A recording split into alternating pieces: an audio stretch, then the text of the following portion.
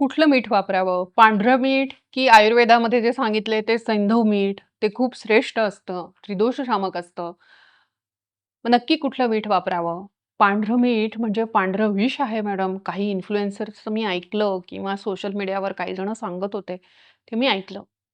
तर नक्की खरं काय आहे? आयुर्वेदानी काय सांगितलंय का असं, की पांढरं मीठ वापरू नका म्हणून, ते विष आहे वगैरे?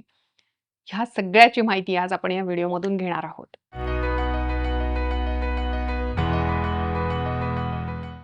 नमस्कार, मी डॉक्टर ईशा. डॉक्टर ईशाच पॅलेट ह्या आपल्या यूट्यूब चॅनलमध्ये आपल्या सगळ्यांचं मनःपूर्वक स्वागत आहे. तुम्हाला माहिती आहे का, की आपल्या भारतीय सरकारने पांढऱ्या मिठाला आयोडाइज्ड करण्याचा का निर्णय घेतला? म्हणजे त्याच्यामध्ये आयोडीन मिक्स करून मग ते विका, असं कंपन्यांना आदेश दिले. तर असा का निर्णय घेतला, की अगदी कंपल्सरी केलं, की सॉल्ट शुड बी आयोडाइज्ड आणि त्याच्यामुळे आपण बघितलं, की जाहिरातीसुद्धा करतात, की आयोडाइज्ड नमक इस्तेमाल कीजिए वगैरे. तर का बरं हे केलं असेल? तर आपल्या देशातील वाढतं गलगंड म्हणजे गॉइटर आणि थायरॉइडच्या समस्या, तसंच मतिमंद मुलांचं वाढतं प्रमाण. का? तर आयोडीनची आवश्यकता असते तुमच्या मेंदूचा विकास चांगला होण्यासाठी म्हणून. आयोडीनची किती मात्रा गरज असते आपल्याला? किती क्वांटिटीत रोज आपल्याला आयोडीन गेलं पाहिजे आपल्या पोटामध्ये? रोज हां. तर ते फक्त 150 मायक्रोग्रॅम.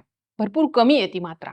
पण ती मात्रासुद्धा बऱ्याच भारतीयांच्या आहारातून ती त्यांना मिळत नव्हती आणि म्हणून विशेषतः हिली एरियाजमध्ये म्हणजे जिथे टेकड्यांचा वगैरे प्रदेश असतो, जे समुद्र सपाटीपासून जे उंचीवर असतात, लांब असतात, अशा एरियाजमध्ये मतिमंद मुलांचं जन्मण्याचं प्रमाण किंवा गॉइटर, गलगंड ज्याला म्हणतात, तिथे मोठा असा लंप आलेला असतो. त्याचं प्रमाण वाढताना दिसलं, म्हणून सरकारने हा निर्णय घेतला. तर आयोडीनचा विषय निघालाच आहे, म्हणून मी तुम्हाला सांगते, की आयोडीनचं महत्त्व काय असतं? तर आयोडीनचं महत्त्व म्हणजे सगळ्यात महत्त्वाचं म्हणजे की T3, T4 हार्मोन हे आयोडीनशिवाय तयारच होऊ शकत नाहीत. हे काय आहेत? हे थायरॉईड ग्रंथीमधून तयार होणारे हार्मोन्स आहेत. त्यांचा फुल फॉर्म काय आहे माहिती आहे का T3चा? ट्राय आयोडो थायरोनिन आणि टेट्रा आयोडो थायरोनिन. बघा त्यांच्या नावामध्येच आयोडो आहे. म्हणजे आयोडीन आहे. हे आयोडीन शिवाय हे हार्मोन्स बनूच शकत नाहीत. आयोडीनची कमतरता मग हे काय करतं म्हणजे आयोडीन काय करतं? तुमच्या हाडांची तब्येत, तुमची प्रतिकारशक्ती, तुमच्या मेंदूचा विकास, स्मरणशक्ती हे सगळं मेंटेन करण्याचं काम हे आयोडीन करतं. नुसतं एवढंच नाही, तुमच्या शरीराचं मेटाबॉलिझम ही कंट्रोल करणारी ग्लँड म्हणजे थायरॉईड आहे आणि तिला जर आयोडीन लागतं म्हणजेच काय, की आयोडीन तुमच्या शरीरातलं सगळं मेटाबॉलिझम, नखशिखांत मेटाबॉलिझम हे आयोडीन कंट्रोल करतं. त्या सगळ्या गोष्टींसाठी आयोडीनची गरज असते, चयापचय क्रियेसाठी. मग जेव्हा गरोदर स्त्रियांमध्ये हे आयोडीनचं प्रमाण कमी होतं, तेव्हा त्यांना थायरॉईड होतात. थायरॉईडचा आजार झाला मला प्रेग्नन्सीमध्ये असं म्हणतो आपण. मग थायरॉईडची गोळी सुरू केली जाते, कारण गरजेची असते. का बरं सुरू केली जाते? कारण जर आयोडीनची कमतरता पडली, थायरॉईड हार्मोनची कमतरता तर झाली, तर ते येणारं मूल जे आहे, जन्म घेणारं मूल ते मतिमंद जन्मतं. म्हणून तुमच्या मेंदूच्या विकासासाठी म्हणजेच पोटातल्या बाळापासून ते अगदी मरेपर्यंत आपल्याला आयोडीनची गरज असते. जे पोटामध्ये जे बाळाची मेंदूची वाढ आहे, बाकीच्या सगळ्या गोष्टींची वाढ आहे, ह्या सगळ्यामध्ये तर आयोडीन लागतंच. नंतर सुद्धा जन्म झाल्यानंतर सुद्धा अगदी नॉर्मल जरी मूल जन्माला आलं, तरी सुद्धा जर त्याच्या वाढीच्या वयामध्ये जर आयोडीन कमी पडलं, तर मग ती मुलं जी असतात ती फोकस करू शकत नाही. त्यांच्या मेंदूचा विकास व्यवस्थित होत नाही.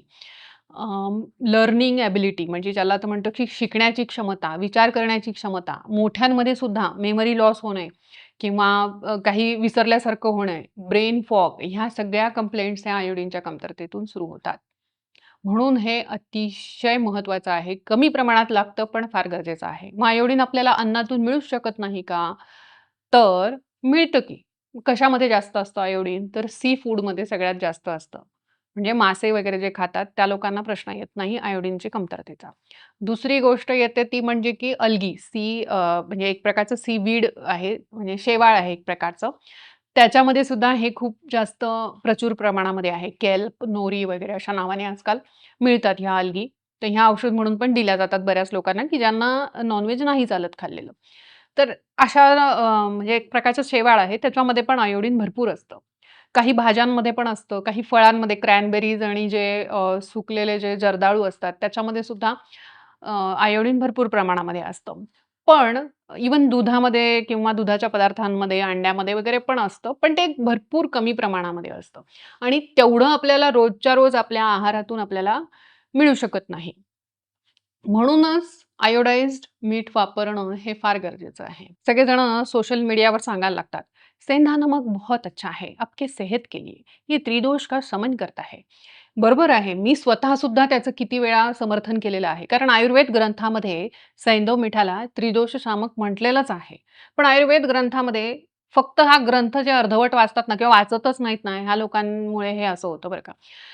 फक्त सैंधव मीठ सांगितलेलं आहे का? नाही. अष्टलवण, लवण वर्गाचं वर्णन केलेलं आहे आणि 8 प्रकारची मिठं आहेत असं सांगितलंय. त्या 8 मिठांपैकी एक सैंधव आहे. पुढचं सामुद्र लवण आहे, म्हणजे आपण जे पांढरं मीठ म्हणतो ते आहे. सौवर्चल आहे, बीड लवण आहे, सांबर आहे, अशी 8 लवण म्हणजे 8 प्रकारची मिठं सांगून ठेवलेली आहेत. मग त्याच्यामधील सामुद्र लवण म्हणजेच समुद्रातनं मिळणारं हे जे पांढरं मीठ आहे, ते काय आयुर्वेदाने वर्ज्य सांगितलंय का? अजिबात नाही सांगितलंय. त्यांनी एवढंच सांगितलं, की औषधांच्या दृष्टीने सैंधव हे खूप श्रेष्ठ आहे. त्याच्यामुळे तुम्ही जेव्हा आयुर्वेदिक औषधी बनवाल, तेव्हा त्याच्यामध्ये सैंधव टाका आणि फक्त फक्त सैंधवच टाका असं नाही. हे 8ही अष्टलवण युक्त औषधं सुद्धा आहेत. बऱ्याच वेळा मी सुद्धा स्वतः बरीचशी औषधं बनवते. त्याच्यामध्ये अशा कितीतरी वेगवेगळ्या प्रकारच्या सौवर्चल, मीठ किंवा सांबर मीठ, बीड लवण ह्या वेगवेगळ्या मिठांचा उपयोग मी माझ्या औषधांमध्ये केलेला असतो. जसं आपलं डाळिंब केसर योग वगैरे आहे. तर अशा वेगवेगळ्या औषधांमध्ये आपण ह्याचा वापर करतो. सुखानुलोभन चूर्ण आहे. ह्याच्यामध्ये सुद्धा अशी वेगवेगळ्या प्रकारची मिठं, जी अष्टवर्ग सांगितलाय मिठांचा, तो करतो आपण. जसं आपल्याला व्यवहारामध्ये काळं मीठ एक सगळ्यांना माहिती आहे किंवा त्याला पादेलोण पण म्हणतात. आणि दुसरं हे पिंक सॉल्ट किंवा सैंधवलम जेव्हा किंवा त्याला हिमालयन पिंक सॉल्ट असं म्हणतात. तर हे सगळे औषधांच्या दृष्टीने त्याचे वेगवेगळे गुणधर्म आहेत. त्याच्यामुळे औषधांमध्ये वापरण्यासाठी हे सांगितलेले आहेतच. पण ह्याचा अर्थ तुम्ही रोजच्या तुमच्या पांढऱ्या मिठाला सैंधव मिठाने रिप्लेस करा असं कुठेही सांगितलेलं नाही. त्यामुळे पांढरं मिठाचे सुद्धा स्वतःचे काही गुणधर्म आहेत आणि ते सुद्धा शरीराला आवश्यक आहे. मग आजकाल बरेच इन्फ्लुएन्सर आपल्याला सांगताना आढळतात सोशल मीडियावर, की पांढरं मीठ म्हणजे पांढरं विष आहे बरं का, ते वापरू नका. अशा काहीही अशास्त्रीय आणि तथ्य नसलेल्या कुठल्याही विधानांना आणि स्टेटमेंट्सना बळी पडू नका. कारण की जेव्हा आयोडीनची कमतरता होते आणि पेशंट्स आमच्याकडे येतात अशा प्रकारे सांगतात. ते ह्या अनुभवातनं मी तुम्हाला सांगतेय, की मॅडम आम्ही कुठेतरी ऐकलं, की सैंधव मीठ खूप श्रेष्ठ असतं. त्याच्यामुळे आम्ही पांढरं मीठ वापरणं बंद केलं. ते औषधी असतं म्हणून आम्ही रोज सैंधव मीठ वापरतो. एक तर ते किती महाग आहे पहिले ते बघा. आणि जर ठीक आहे काहींना त्याची चिंता नसते, इकॉनॉमिकली स्ट्राँग असतात लोकं. ठीक आहे, आम्ही आरोग्यासाठी ते पांढरं मीठ आहे, ते पांढरं विष असतं असं आम्ही ऐकलं. म्हणून आम्ही ते हटवलं आणि आम्ही एवढं चांगलं खातो तरी पण आमचं त्रास का होतोय? म्हटलं पहिले टेस्ट करून घ्या. थायरॉईड टेस्ट केली, की सगळे थायरॉईड हार्मोन कमी आलेले आढळतात. कारण तुम्ही ठीक आहे रिप्लेस केलं. मग आयोडीन तुम्हाला दुसऱ्या स्रोतमधनं मिळतंय का? तुम्ही रोज मासे खातायत का? तुम्ही समुद्रकिनारी राहतायत का? तुमच्या अन्नामध्ये आयोडीन रिच फूड आहे का? रोजच्या? नाहीये. मग काय होणार आहे? तुमची थायरॉईड ग्लँड काम कशी करेल त्या बिना बिना आयोडीनची? तेव्हा त्यांना सांगावं लागतं, की हे सगळं बाजूला ठेवा. एक तर रोज मासे खा, जमणार नसेल तर मग आयोडाइज्ड मीठ वापरा. म्हणजेच काय, की आपण बऱ्याच गोष्टींना म्हणजे हाईप एखाद्या गोष्टीची केली जाते आणि मग त्याच्या मागचं जे काही शास्त्र, ज्या शास्त्रातून ते आलेलं आहे, ते कोणी नीट त्याचा अभ्यास करत नाही. ग्रंथाचा अभ्यास कोणीही करत नाही. कोणालाही माहिती नाही 8 अष्टलवण वर्ग आहेत म्हणून. विचारून बघा, की मिठाचे किती प्रकार सांगितलेत आयुर्वेदामध्ये आणि त्याचं नावं विचारा आणि त्याचे गुणधर्म विचारा. कोणालाही येणार नाही. म्हणजेच काय आहे, की अर्धवट माहिती आणि अर्धवट ज्ञानाचा आज खूप सुळसुळाट झालेला आहे. तर कुठल्याही प्रकारे ह्या सगळ्या अर्धवट ज्ञानाची किंमत तुम्हाला मोजावी लागते. जर लहान मुलं असतील तुमच्या घरामध्ये, त्यांचा जर मेंदूचा विकास अडला अशा प्रकारे, कारण जर तुम्हाला अन्नातून जर आयोडीन नीट मिळत नसेल तर अनफॉर्च्युनेटली आणि तुम्ही हे मीठसुद्धा बंद केलं, तर त्यांना जे काही मेंदूचा त्यांचा विकास खुंटणार आहे किंवा जर मतिमंद मुलं, गरोदर स्त्रिया असतील तर जन्माला समजा आले, तर ह्या सगळ्याची किंमत कोण चुकवणार? तर तुमच्या मिठामध्ये योग्य मात्रेमध्ये आयोडीन आहे की नाही, हे तुम्ही कसं समजायचं?